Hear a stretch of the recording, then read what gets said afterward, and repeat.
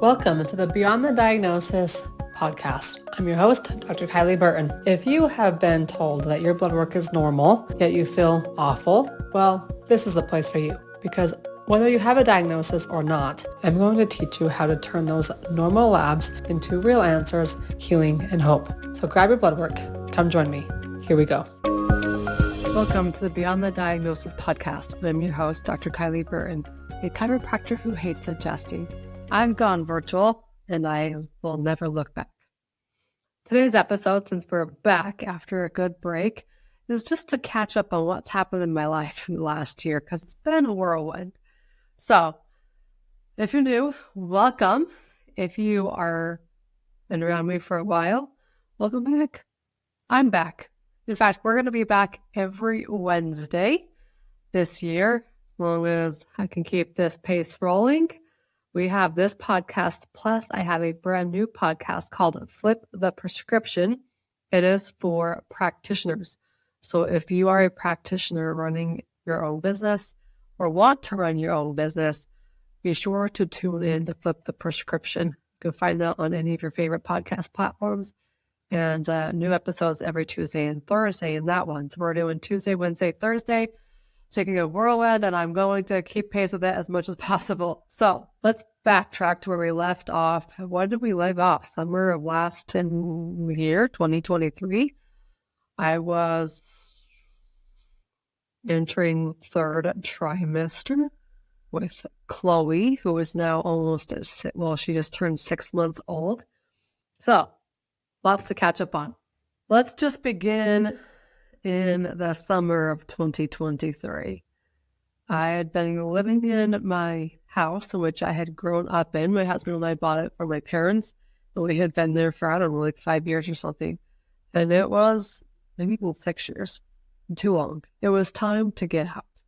It was time to spread my wings. It was time to be in an area that was more of the lifestyle we were building. I've been wanting to move for quite some time, and I tried everything in my power to get us the money to move until finally the husband gave me the cue and said we can move. So I was like, all right, I got the cue. We got the real estate agent. I had that house for sale in like 2 weeks, and we had remodeled basically everything up to that point, but it was like 95% done. So there was one point I remember working on Zoom on a Wednesday. And in between my Zoom calls, I had like 8 people coming in and out of the house to finish different tasks to get the house ready to sell. Now, think about the market in 2023, okay? So we are sitting off of the big boom of 21 and 22, and in 23, the market was pretty still. But I know how to work my brain, and I know that my brain is very, very powerful if you allow it to be powerful. So that said, I used all my brain power as necessary to convince myself that it was going to happen on my timeline. Now, I get really frustrated when things don't happen on my timeline, and I do everything in my power to keep them that way. So we had the house up for sale before July 4th because I knew July was full of a lot of vacations, and I just wanted it done. We wanted the real estate agent to take over and run as many open houses as possible. Now remember, in July, I am 8 months pregnant. We're trying to sell this house, and it was a matter of, because we're business owners and the banks don't like us, we had to sell the house before we could move. There was no 2 mortgages in our life kind of deal. Let me just tell you that it was a humble piece of pie. We had the house for sale, and we ended up selling it, but it was not a journey that I would have imagined or would say yes doing it again. Now, where I live, I love it. It's great. I love the house. I love the area. Never would have imagined I'd be living off of 24th Street in Ogden.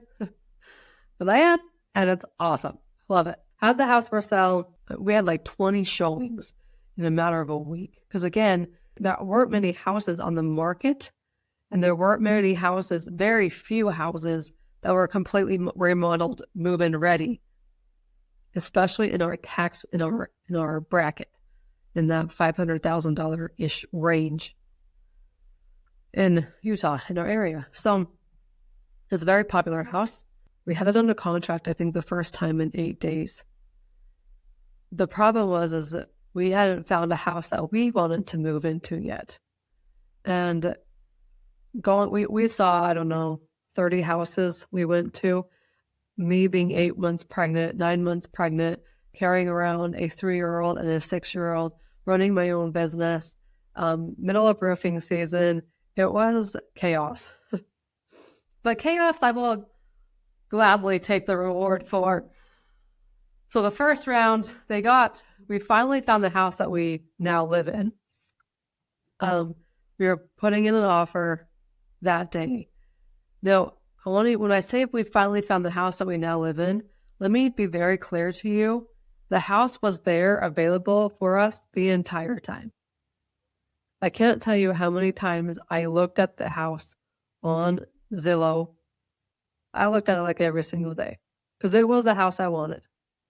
But that number next to it, for some reason, it was the block.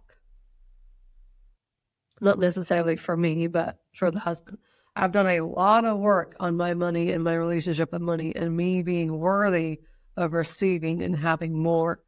So it was a point where we had seen houses and houses and houses, and he kept saying, well, we only need to build to the house here. And I'm like, no, I'm not having a house here. I'm having a house here. I don't want to do this again in 3 or 4 years when we've outgrown where we are, where we live, our house. I'd rather get the next level up and be able to stay there as long as we shoot, as long as we place. A lot of convincing, and it was a lot of relationship building between he and I. When it comes to real estate agents, like, I'll be forever grateful for our agent. We still talk to her. In fact, we're going out to dinner with her and her husband in a couple of nights for date night. Like, we love her. She experienced so much with us that summer that she's part of the family. So when people are like, well, real estate agents, so don't earn their keep. If you have a good one, they definitely will. And we got to a point in our journey where the house it was in contract. And the day we finally went to the house that we now live in. We finally went and saw it. I was like, okay, this is it. Like, do whatever I need to do. This is where I'm living. We sent in our offer that day, the same night, as we are literally writing our offer to send it for us to purchase the house that we now live in. We get a notification that our buyers have now canceled. We didn't find a house fast enough for them. And they had been, I don't want to say swindled, but they had gone to see another house, and the real estate agent also happened to be the owner of the house, and convinced them to cancel on us and move over to their house, and gave them a deal what the heck it was. We were so excited to finally have our house picked. Our house was already for sale. I was going to be able to make my deadline. The deadline was to move into the new house before the baby arrived, before school started. And when that cancellation happened, there went the deadline. There went all timelines. I threw them all out the window because they were no longer relevant. Take a big deep breath, because the Dr. Kylie does not like to be, I don't like to have things go wrong. Not on my timeline. Anyways, then this started going wrong. So come to find out, now that we've lived in this house for 6 months, there were multiple offers on this house. The real estate agent, who was also the contractor who built the house, it was new, although it had been sitting on the market for 1.5 years, he was unwilling to budge on the price. And so people just said, no, we're not paying you that listing price. And remember, this is the summer where interest rates are through the roof, and the real estate market come like to a screeching halt. So the fact that we were eliminating our 2.4% interest rate on our mortgage and moving to a 7.8% interest. I don't even know what it is, something like that. People thought we were crazy. And I'm like, look, I don't belong here anymore. And I'm in a safe spot with my money relationship that I'm totally safe. Fine paying 7.8% interest rate. Because now here's the catch that most people didn't see if you were just, only seeing those interest rate numbers. When people were purchasing houses in 21 and 22, it was a housing frenzy. And they were paying 50, 60, 70, 100K over asking price to get the house. I paid 6 figures under asking price to get our house. So it's catch-22. It's literally like, do you want to see the cup half empty or do you want to see the cup half full? Like, it totally is the way you view it. Because the numbers balanced out. And I honestly didn't care what the numbers were. I needed a better environment to be in. Okay. Love the house. It was the environment it sat in. So they cancel on us. We, for some unknown reason, the contractor said yes to our number. So we were in contract. The contract said we had to find buyers for our other house because they had just fallen through. So it goes up on the market again. We have open house. We have numerous people coming in. We've got a bunch of different potential opportunities. Goes under contract for the second time. We're all excited. I can't remember the timeline on this. I don't think we were going to make the whole have the baby in school timeline, because I read one of my first grader who was Easton, who was entering first grade in 2023 in the fall, to be in that new school when he entered first grade. It didn't work out like that, but everything works out for a reason on the same timeline. And one day I'll know why. In fact, I kind of know why. The contractor who was in charge of the house we now live in wasn't ready to pull the trigger. He had to get to that point where he was losing enough money every single month having to pay his mortgage and allow us to come in and take the house from him. Okay? So that's just one part of it. The neighbors across the street, they have kids the exact same age as my kids, and it's like, it couldn't be a better environment, better situation, on top of me loving the house. And we have an empty yard, an empty slate for the yard. So the goal this summer is to build that dream yard that I've always wanted. So house goes up in contract for the second time now. And we start going through the whole process. Now, this process is completely new to me. I purchased the house from my parents. I never had to go through that process. I'm a student. I was a student till I was 27 years old. So this whole purchasing a house thing and the process that it entails was new. So I can't even use the correct terminology because I don't know it. But somewhere along the lines, when they went to secure the financing for the purchase of our house, it fell through. So there we were, back on the market again. And I literally remember our real estate agent, she had called us like holding back tears the night before I was scheduled to be induced to tell us that our house was no longer under contract. Oh, that poor girl. Don't worry, we still love her. It had nothing to do with it. So we figured out that, okay, we needed a 2-week break. I needed to be able to go have a baby and recover. And at least before people come to our house, give us like 2 weeks. And then we'll give it one more shot. Again, our house is still under contract, the one that we want to purchase. He's waiting for us to get this house sold. So it goes back on the market. Again, we waited our 2 weeks. We had people coming in, coming out. The good thing was my parents lived 2 miles down the street. So when I had to pack up all the kids and get my postpartum body and a tiny, tiny baby and kids somewhere, we had somewhere to go. So that was the good thing. Third time is a charm. We got under contract for the third time, and that's what went through. So we were finally able to move. And I think we moved in the middle of October, right before Halloween, because I remember having Halloween with the kids in our new neighborhood. So we moved when I had a 6-week-old baby. I had Chloe on September 1st. Yeah, she was 6 weeks old. I hired movers. It was the best thing ever. So here we are, 2024, in a new house, in a new office space. As you can see, I finally have a beautiful background behind me. And half the house is done. It's like the main level is done, the upstairs is done, downstairs is completely, it needs everything in it. I don't know what you call it. Not done. The outside isn't done. But we have enough of it done to where we can all, we don't have to build anything to do our daily living. So the husband got the office space downstairs. I have a room upstairs, which is ironic because he's never in his office space, but whatever. That's just how it worked out. And I like my green walls.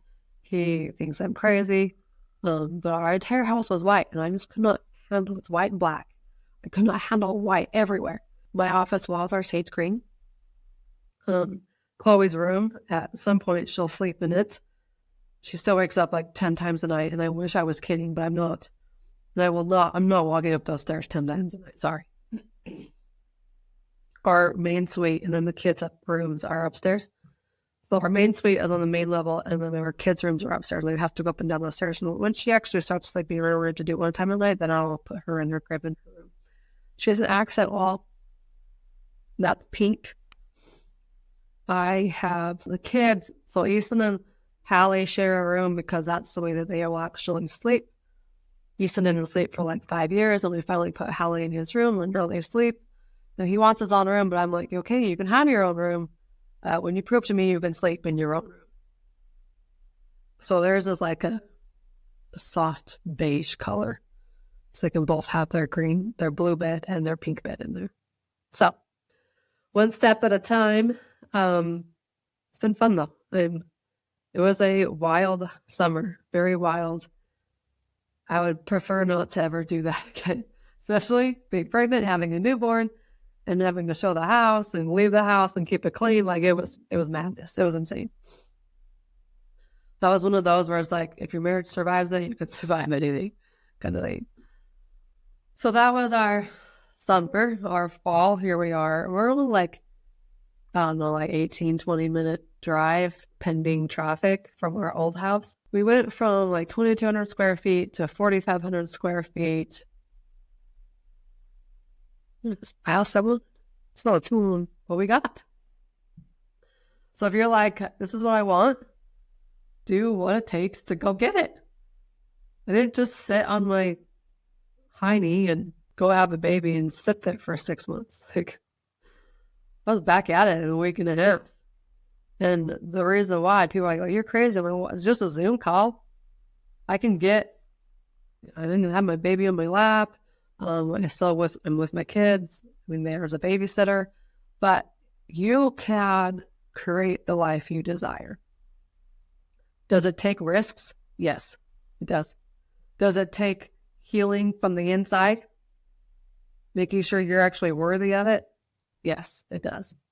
Because I can wish and I can put on my manifestation boards anything I want, but if I don't believe it, and if I don't think I'm worthy of it, it ain't coming. So when it comes to your health, it's no different. If you don't believe you're worthy of being healthy from deep, deep down to your subconscious core, no treatment plan's going to work. If you don't believe you're worthy of being symptom-free, it's not going to work. So, new to this podcast, Beyond the Diagnosis, we're going to dive into not only labs, but I've learned so much about healing, true healing, that goes beyond the physical treatment plans. I want to invite you on this journey with me. I'm not really sure what these episodes are about to entail, as I'm just getting started and I'm going to just see what happens and what enters my life, the people that enter my life. I'm going to bring you the best of the best. So, welcome back. And I'm here every Wednesday. I'm Dr. Kylie. If you are new to this, welcome on. If you've been around for a while, stick around. And if you haven't shared this on your social media platforms yet, please do.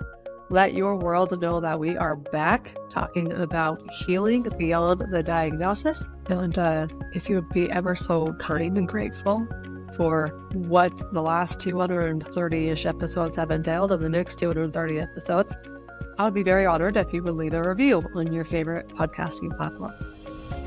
That helps people find this. All right, grab your labs. Let's get going.